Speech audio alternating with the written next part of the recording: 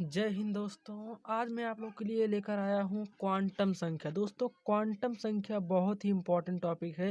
एक class 11th के लिए केमिस्ट्री का बहुत ही इम्पोर्टेंट टॉपिक है। तो हम सबसे पहले क्वांटम संख्या शुरू करते हैं। तो इसके पहले हम थोड़ा आपको परमाणु के बारे में पढ़ा देते हैं, जिससे क्वांटम संख्या आपको आसानी से समझ में आ जाएगी। तो समझा देते हैं। देखिए दोस्तों, जैसे मान लो ये कोई परमाणु का नाभिक है और ये कोश है।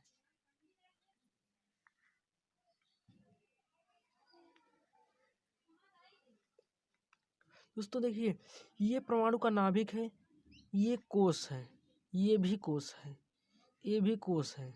ये चार चार कोश हैं। ये सब क्या है? कोश हैं। तो आप लोगों को पता होगा कि जो कोश होते हैं ये उपकोष से मिलकर बने होते हैं। इनके अंदर भी उपकोष होता है। कौन कौन सा उपकोष होता है? होते हैं इनमें।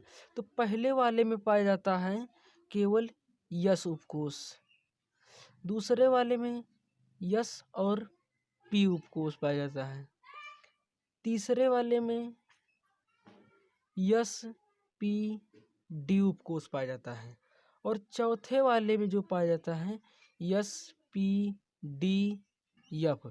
Yes P D F. चौथे में चार उपकोष पाया जाता है। पहले में एक, दूसरे में दो, तीसरे में तीन, चौथे में चार।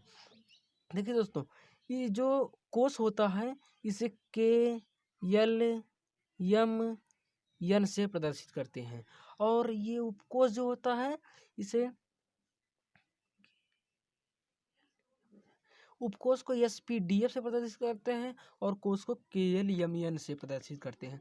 दोस्तों एक बात और बता दूं कि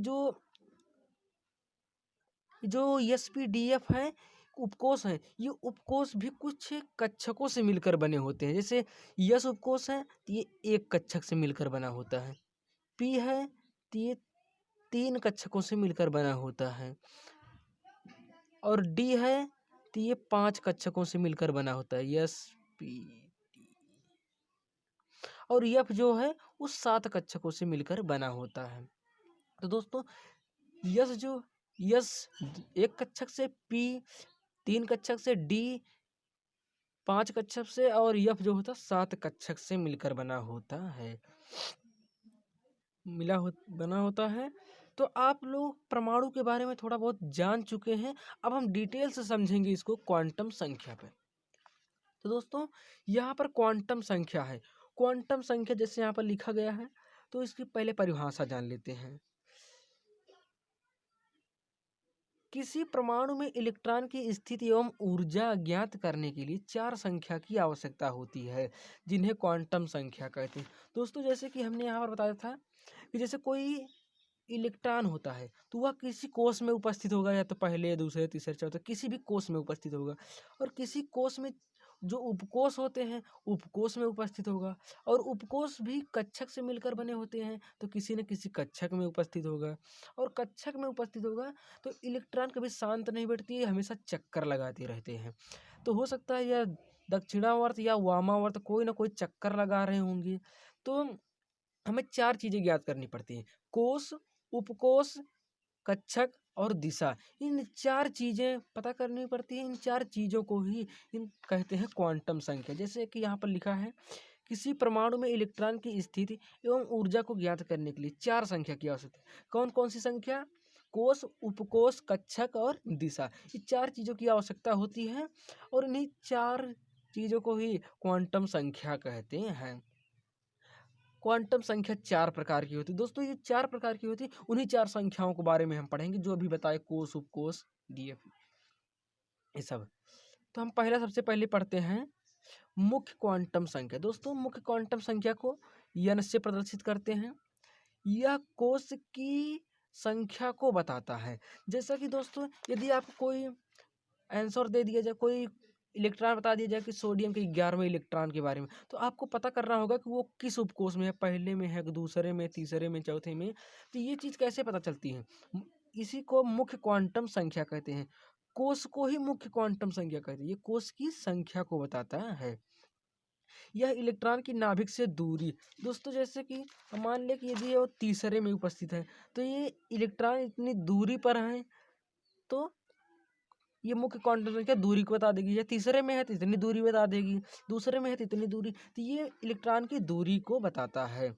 पहले, दूसरे और तीसरे कोष के लिए n का मान सदैव क्रमशः 1 2 3 4 होता है। दोस्तों इससे पहला उपकोष है, दूसरा, तीसरा, चौथा। यहाँ पर n का मान 1 हो जाएगा, यहाँ पर 2 हो जाएगा, यहाँ पर 3 हो जाएगा, यहाँ पर 4 हो जाएगा। अब हम समझते हैं द्विगंशी क्वांटम संख्या।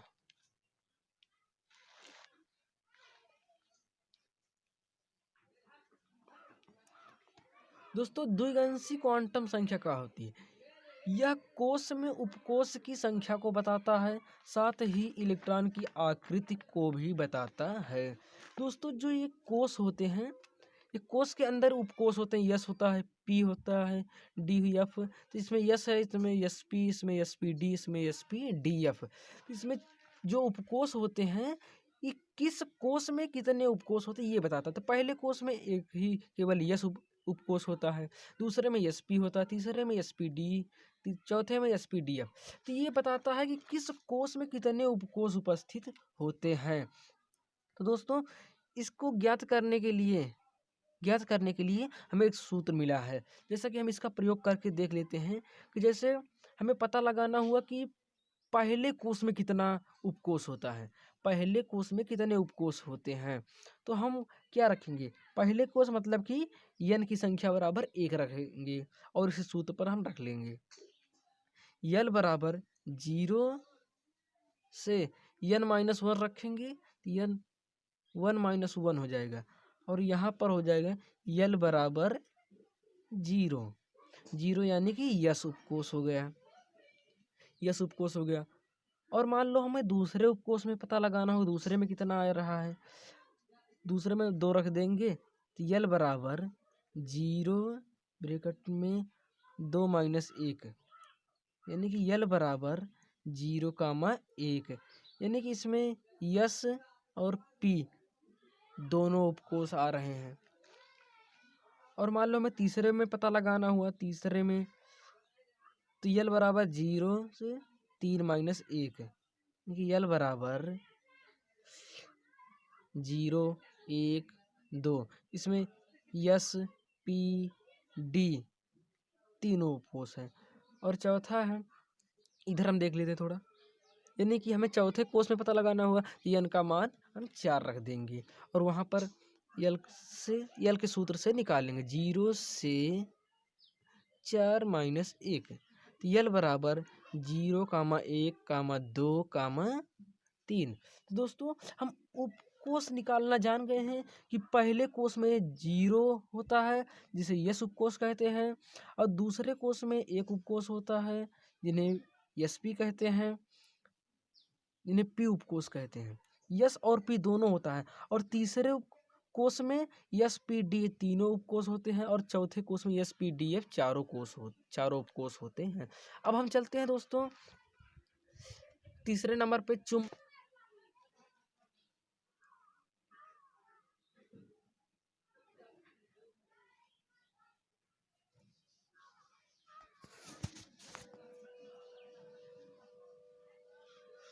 दोस्तों देखिए यहाँ पर जो चुंबकीय क्वांटम संख्या है, इसे यम से प्रदर्शित करते हैं। यह उपकोष में कक्षकों की संख्या को बताता है। दोस्तों जैसा कि हम यहाँ पर बता दें कि जो उपकोष है, ये पहला उपकोष यस, और दूसरे में एस पी है, तीसरे में एस पी डी है, चौथे में एस पी डी एफ है। जैसा कि हमने बता दिया था पहले ही कि यस में 1 कक्षक होते हैं, पी में 3 कक्षक होते हैं, डी में 5 कक्षक, एफ में 7 कक्षक होते हैं। तो दोस्तों किसी उपकोष में कक्षकों की संख्या को ही बताता है, इसे चुंबकीय क्वांटम संख्या कहते हैं। यह उपकोष में कक्षकों की संख्या को बताता है, क्योंकि उपकोष जो होते हैं वो कक्षकों से मिलकर बने होते हैं। तो जो यस उपकोष होता है वह 1 कक्षक से बना होता है, पी उपकोष होता है वह 3 कक्षक से मिलकर बना होता है, डी होता है 5 कक्षकों से मिलकर बना होता है, एफ जो होता है वो 7 कक्षकों से मिलकर बना होता है। लेकिन ये तो हो गई हमारी अपने मतलब हम अपने तरफ से इसे बता दे रहे हैं, लेकिन यहाँ पर हमें निकालने के लिए सूत्र मिला है। मान लो कि पहले कोष में हमें पता लगाना हुआ, पहले कोष में यस उपकोष में कितने कक्षक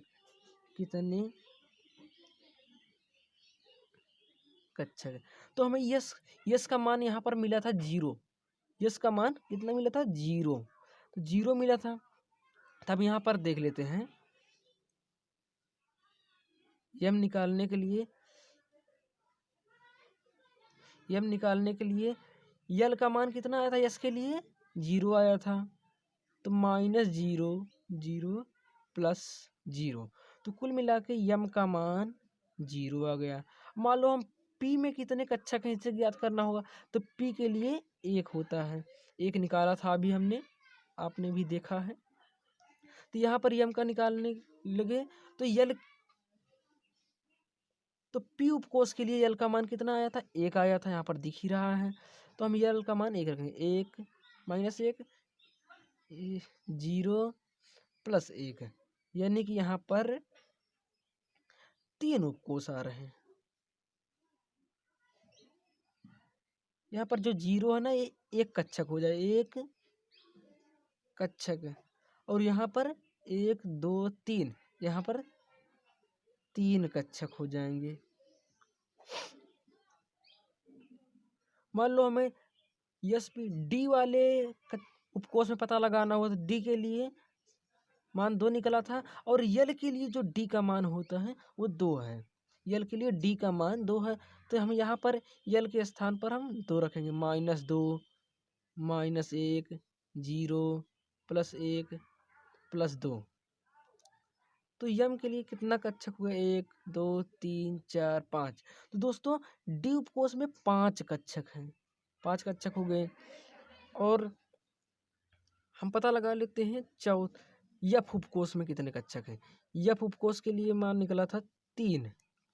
तो हम यम बराबर रखेंगे -3 -2 -1 0 प्लस 1 प्लस 2 प्लस 3।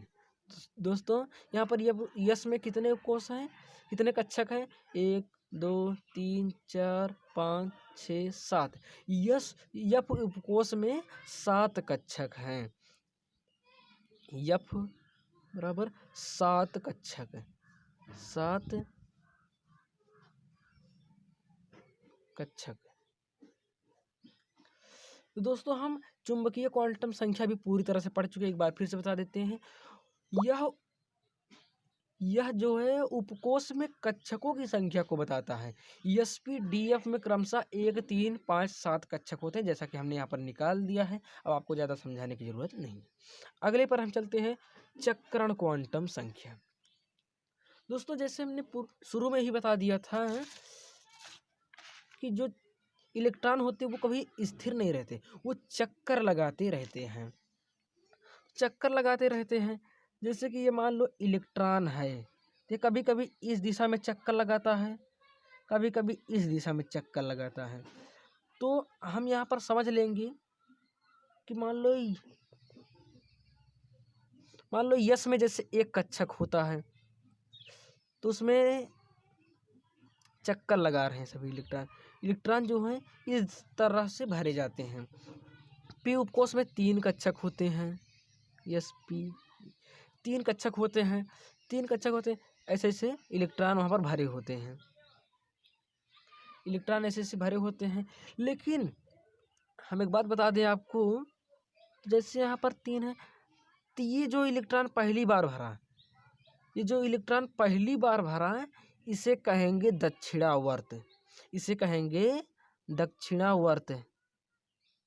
दक्षिणावर्त। और ये जो दूसरी बार भरा जा रहा है, इसे कहेंगे वामावर्त कहेंगे।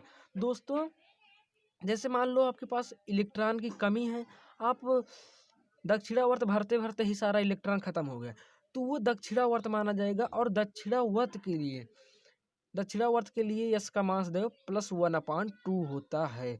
और यदि वामावर्त हो तो उसके लिए इसका मान -1/2 होता है। दोस्तों अभी हम थोड़ा समझा दे रहे हैं, आगे न्यूमेरिकल जब लगाएंगे तो अच्छे से समझ में आ जाएगा। देखिए या कक्षक में इलेक्ट्रॉन की चक्रण को दिशा की बताता है।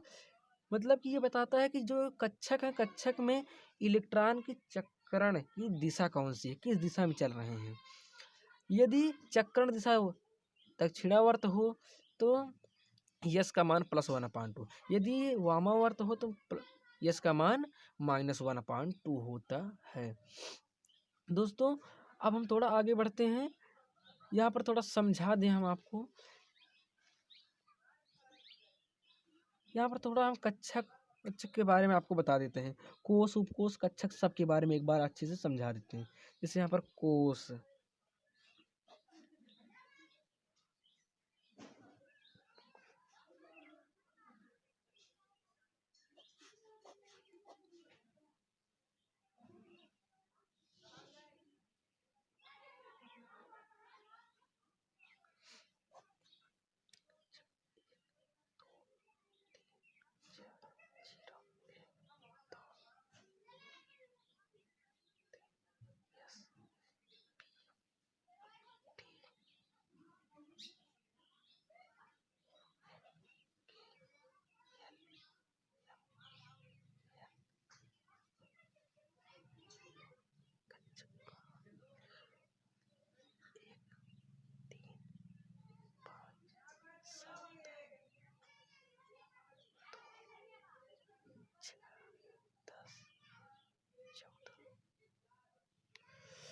दोस्तों यहाँ पर हम बता दें कि जो कोष होता है, कोष, उपकोष, कक्षक, इलेक्ट्रॉन, जो अभी तक हमने पूरा पढ़ाया उसको थोड़ा सा एकदम हम रिवीजन यहाँ पर कर देते हैं। देखिए जैसे कोष है तो कोष 1 2 3 4 5 ऐसे कोष होता है, इसे KL या MN से प्रदर्शित कर देते हैं।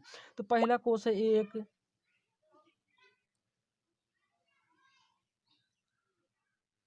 जैसे पहला है 1 2 3 4, पहला कोष है, दूसरा कोष है, तीसरा, चौथा, इसे KL MN से प्रदर्शित करते हैं। तो पहले कोष में कितने उपकोष, 0, जिसे यस कहते हैं। दूसरे कोष में कितने उपकोष, एक उपकोष, जिसे P कहते हैं। तीसरे कोष में कितने उपकोष, 2 उपकोष, जिसे D कहते हैं। चौथे कोष में कितने उपकोष, 3 उपकोष, जिसे F कहते हैं। तो मतलब कि दोस्तों जैसे कोष है तो कोष से एक कम ही होगा उपकोष, जैसे 1 2 3 4, 0 1 2 3। और कक्षक कितने होते हैं, कक्षक दोस्तों 1 2 1 3 5 7। दोस्तों जो होता है कक्षक, यदि 0 है तो 1, 1 है तो 3, 2 है तो 5, 3 है तो 7। दोस्तों ये विषम संख्या में होती है, 1 3 5 7 9 11 13 17 ऐसे होती चली जाएगी। और प्रत्येक कक्षक में एक एक इलेक्ट्रॉन होते हैं, मतलब सभी कक्षक में 2 2 इलेक्ट्रॉन होते हैं। देखिए